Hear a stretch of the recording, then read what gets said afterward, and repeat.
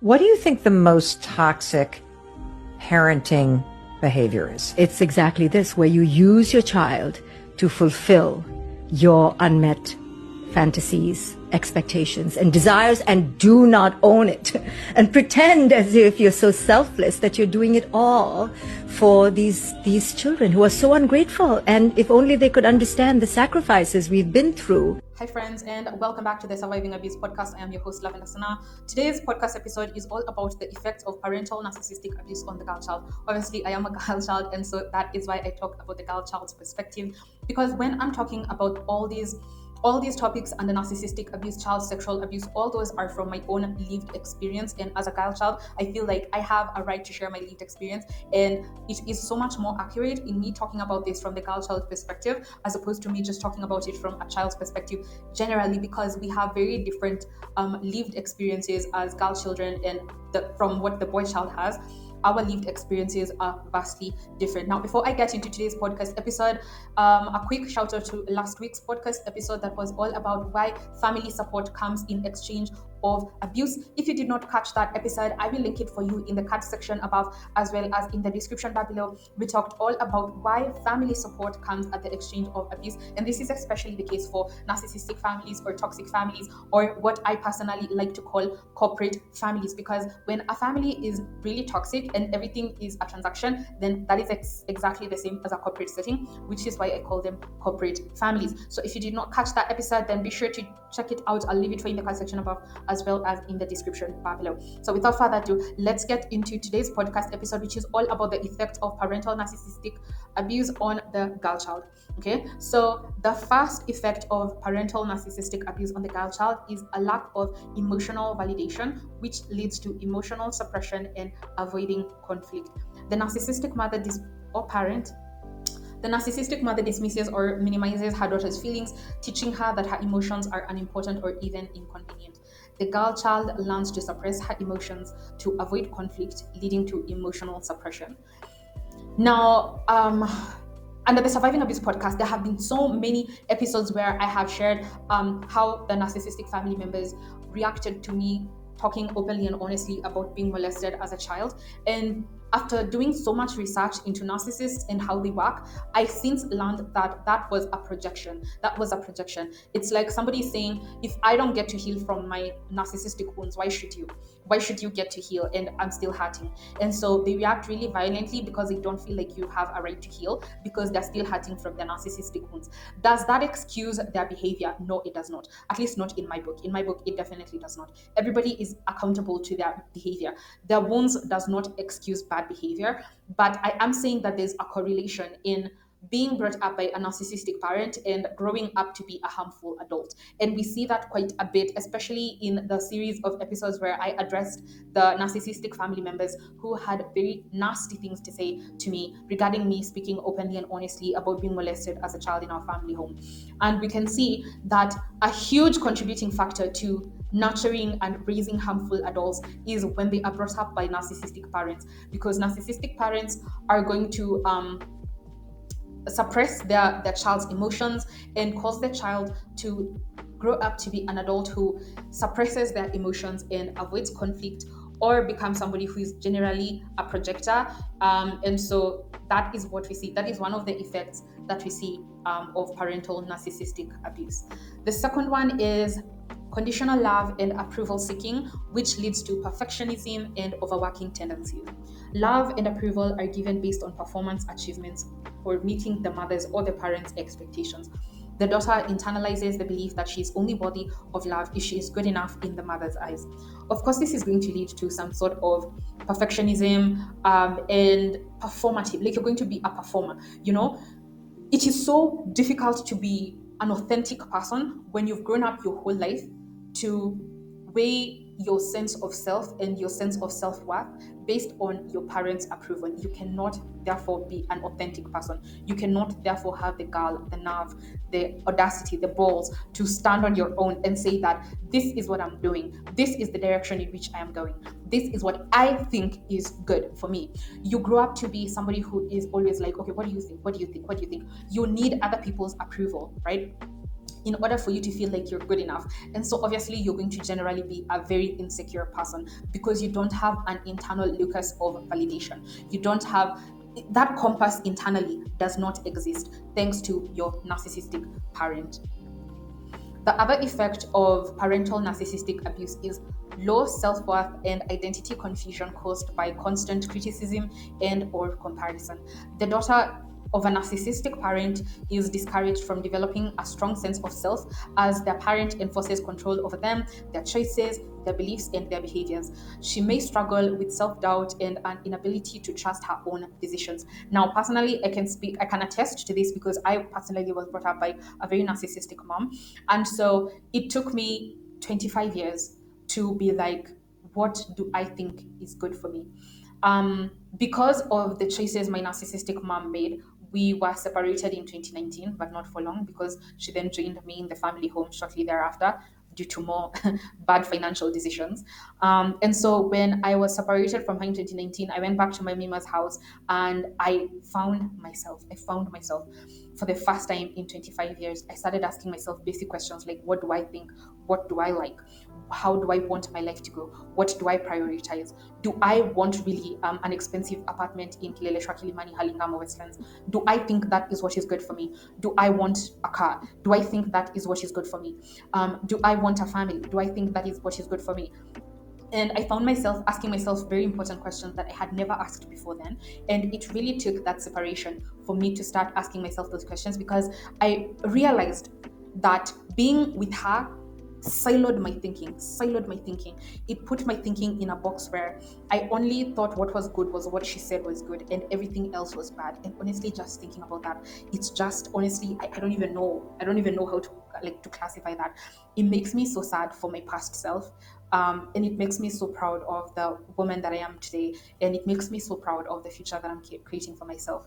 And so, speaking as someone who was brought up by a narcissistic mom and being a girl child myself, I can really attest to this. You really do grow up without a strong sense of self. You grow up to be a very, very insecure individual, and you grow up to really think that to not really have a locus of validation or an internal compass of beliefs. It's just not there. And that is by design because you have been groomed to always seek validation from the external. And so if you find yourself in a situation like this, I definitely want to encourage you and tell you that it does get better when you work on yourself. When you work on yourself, it gets better. If you don't work on yourself, then everything is going to stay the same. Okay, so the next effect is fear of failure and perfectionism, which of course is caused by conditional love. If I only love you when you're doing great, then you will think that when you're not doing great, then you're not worthy of love or admiration or praise. And that is conditioned into you. Like, you did not just make this stuff up. You were brought up to believe this through conditioning. I will only love on you and praise you when you're doing really, really well. That is conditional love. And it creates children who are afraid to fail, which is why there is a disproportionate imbalance in the number of female entrepreneurs versus male entrepreneurs. Why is the boy child so comfortable with taking on risk? Because they were not brought up in an environment where they were only loved when they succeeded. They were praised whether they succeeded or they failed. They were praised regardless. They were praised regardless. They were loved on regardless of whether they were succeeding or they were failing.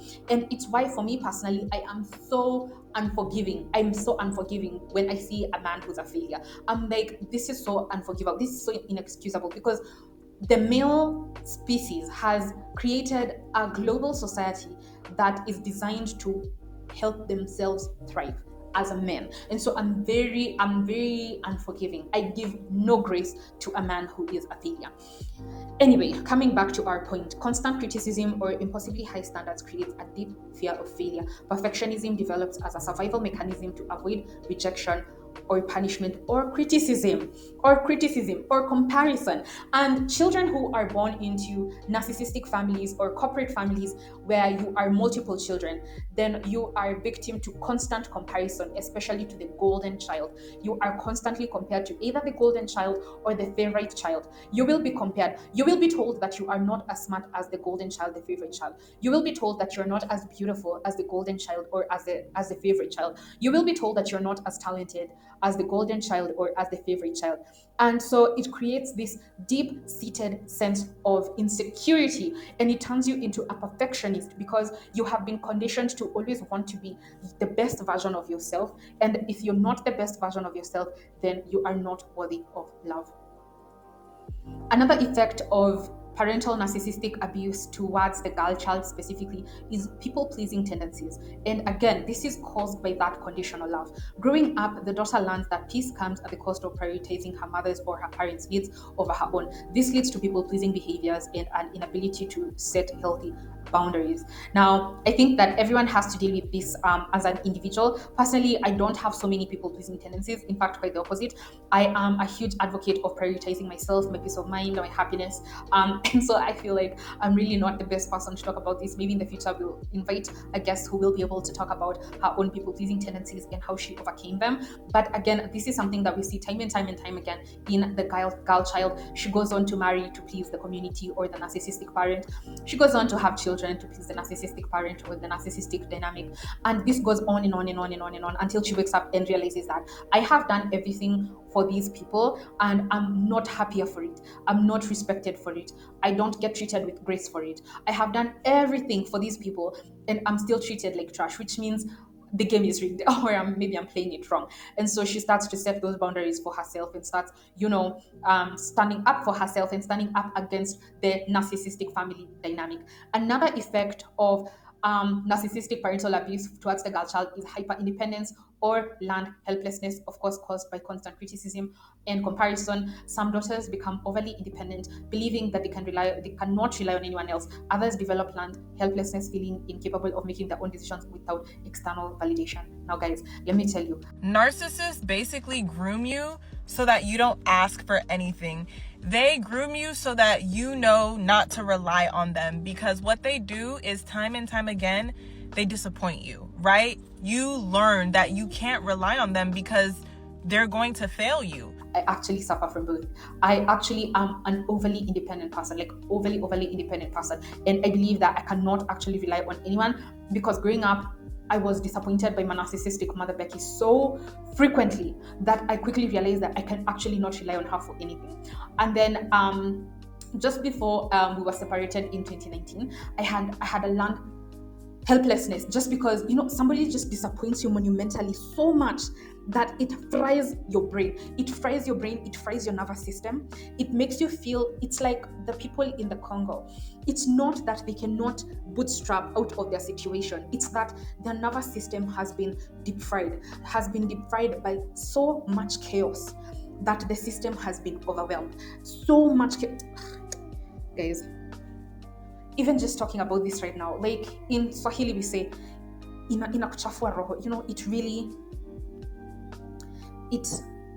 How would I translate that in English?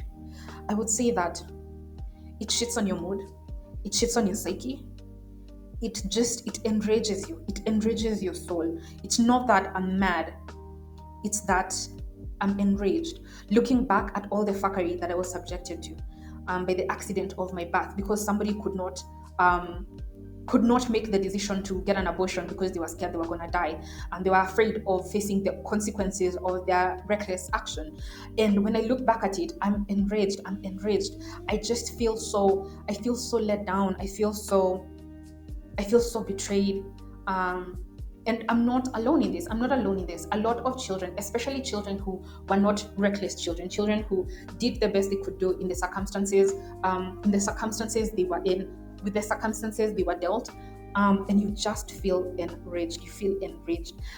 So by 2019, I had learned helplessness because I had been let down so constantly, and I could just see my future going down the drain because my one parent was so financially irresponsible, and it put me in a situation where I was not even qualified to go and get aid. Because again, as I shared in the last podcast episode that I will have linked for you in the card section above, in the description bar below, I knocked on so many financial aid doors in USIU, and every door I knocked on told me, we cannot justify giving you grant because you live in Kileleshwa.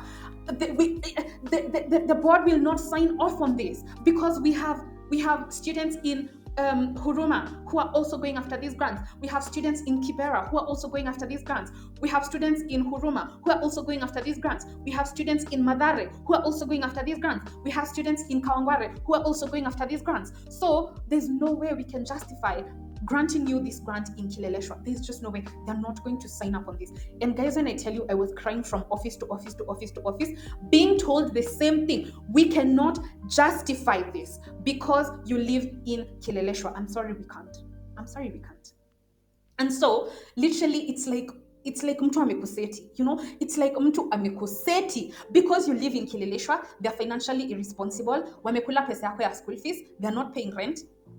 Like, it's literally like you've been set up, and they set you up so perfectly that they're the victim because they're being evicted, and because they've narcissist. Mungu atusaidie. Like, oh my god, just laying out all the facts. It feels like I'm dissecting a crime scene. Oh my god. So they're not paying rent. They've eaten all your school fees. The family members are helping them left, right, and center. And then they're looking at you badly as the child who needs to be rescued. And I'm like, guys, I'm innocent in this. I would rather you not be in this situation. But at the same time, I would rather my life not go down the drain because my one parent is irresponsible. Look at it. And honestly, God, just... Okay, inafanya mtu achoke, by the way. Inafanya mtu achoke. This is exhausting. Just looking back at this, it's like the perfect crime scene. I am going to be the perpetrator, but I will set it up so that I'm also the victim, so that people do not hold me accountable for my poor choices. Just thinking about this just pisses me the fuck off. The other effect of narcissistic parental upbringing is emotional manipulation and gaslighting. The narcissistic mother may manipulate reality, deny past events, or blame the child for problems, causing confusion and self-doubt. This can make the daughter question her own perceptions and experiences. Now, guys, here's a good example. So when I was about to get kicked out of USIU in my sophomore year, mind you, guys, deep breaths. Mind you, at that time, I was very loudly pulling up my GPA. I was doing everything in my power. I was repeating classes. Guys, I was adamant about graduating with honors. Okay, so far in my family, so we had a very weird family dynamic because my responsible narcissistic mother, Becky, had me at 18. And so I was absorbed into the main family. And so my mama took me up as her 5th child. And so she really was trying to help me out to make sure that my life does not fall through the cracks because my one parent is irresponsible. And mom, if you're watching this, thank you so much. I really appreciate you. By mom, I mean my mima. I call her mom because she has really been so instrumental in my upbringing. I definitely consider her to be a second mother to me. And so I was very adamant. Oh, so the 5 children. Okay, so of the 5 children, I'm the only one who has actually graduated with honors. I graduated from USIU cum laude with a 3.64 GPA. And so I was really working hard towards that goal. I was doing everything in my power to make sure that I secure that goal, and I did. I'll actually share. I'll make sure I take a picture of my graduation certificate, and I'll post it while I'm editing this podcast episode for you. And I wholeheartedly believe, after learning about narcissists, that my narcissistic mom pulling whatever she pulled at that time, I wholeheartedly believe that she was trying to sabotage me. The narcissist wants to see you suffer. That's why they did it like that. And I mean, they don't just want to see you suffer. They want to see you broken. They want to see you crumble. Maximum pain, maximum suffrage. That's why they're doing that. Because I was really adamant about my goal, and my ancestors and Santa Claus and everyone came together to make sure that I achieved that goal, and I'm really, really, really grateful for that. And I definitely believe that nothing is a coincidence and nothing is an accident, especially when you're dealing with a narcissist. Rest assured that every fuckery they do to you is calculated and intentional. And that is something that I have come to learn throughout all this research that I've been doing to learn more and more about narcissists, because they are akin to psychopaths, guys. They are akin to psychopaths. Everything they do is highly calculated and intentional. And in the last factor effect we talked about, I said that they set it up so that they're also a victim, so that they're not held accountable, right? So at that time, at that time, when I was about to get kicked out of USIU in my sophomore year, she was telling me, you can, you know, with your grades, you can get a grant. And I'm telling you guys, I was crying from financial aid office to financial aid office to financial aid office. And they kept on telling me the same thing. There's no way we can justify granting you this while you live in Kileleshwa, while we have students from Makadara and Huruma and Madare and Kibra and Madare. There's just no way. And that is what I would hear from office to office to office to office. And it just felt like it was a crime that was so perfectly set up. And now I look back at it, I'm just so disgusted. I'm like, super to serial killer, you just kill people instead of this fuckery. Like, I look back at it now and I'm like, yani, hey, inafanya mtu achoke. It's like looking back at a crime that was being done to me and there was no way that I could have, like, akukuwa na njia ya kuepuka. Like, God, it's so disgusting, by the way. Anyway, again, I talk about these videos, number one, for myself, because I did not have the space or the time to dissect what was going on, like all the fuckery that was going on, because again, my life was fight or flight up until just very recently. And if you have no idea what I'm talking about, then I will post a video, the video thumbnail for you.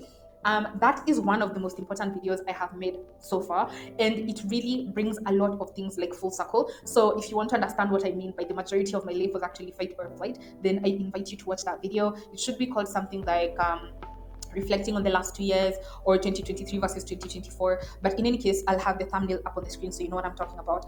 And so I was just talking about how it's only now that I've had the space and time to look back and really reflect on everything that has been happening to me, thanks to my narcissistic mother, Becky.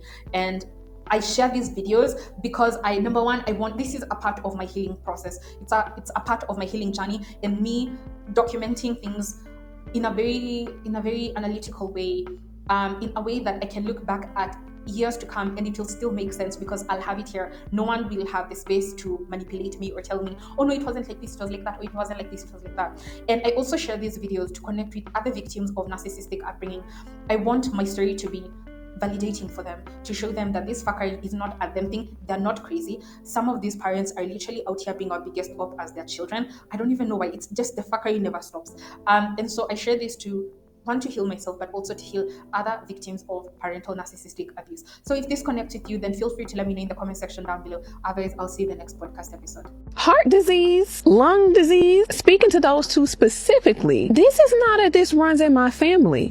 What runs in your family is a lineage of women who hold on to grief, bitterness, and resentment and never get an opportunity to express it. Those things, sadness, grief, bitterness, resentment, that is all the heart space. Holding on to betrayals. You know how many women have been betrayed and never been able to fully express their anger and their grievances around just being betrayed by somebody? All of those things eat at the heart, literally.